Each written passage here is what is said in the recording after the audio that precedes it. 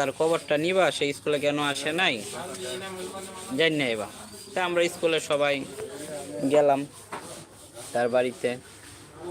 যাওয়ার পরে গিয়ে দেখি সে অসুস্থ। তার মা আসলো, বললো সে অসুস্থ। কি হয়েছে? ওই যে আমরা সবাই একসাথে খেলাধুলা করতেছিলাম, খেলাধুলার পরে সে ওই যে আমাদের এখানে একটা পুকুর আছিল, পুকুর এখানে তাপ্পর খায়া পানিতে পড়ে গেছিল। তখন আমরা তো আসলে কি বলবো, তাপ্পর খায়া পানিতে পড়ে গেছে।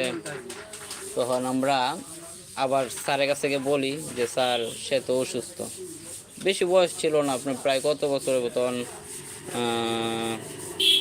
10-11 বছর হবে। তো ওরা যেখানে বাড়িটা বাঁধছে, ওদের বাড়ি আরেক পাশে ছিল, এই পাশের থেকে ওইখানে না বাড়ি বাঁধছে। আর যেখানে বাড়ি বাঁধছে ওইখানে আপনারা আসলে এগুলো তো আগিলা দিনের কথা, ওইখানে নায়ক নাগিনীরা থাকতো। আর নিশিরাত্রে ঘোড়াগুলা ওই দিক দিয়ে যাইতো, যেটা আমাদেরকে মুরব্বীরা বলছিল। তখন ওইখানে যখন তারা ঘর বাঁধছে তাদেরকে স্বপ্নে দেখাইছিল, যেটা বাস্তব ঘটনা আমাদের এলাকায়, মানে আপনি শুনলে অবাক হয়ে যাবেন। তখন তারা এখানে যখন ঘর বাঁধছে তখন প্রথমে ছেলেরা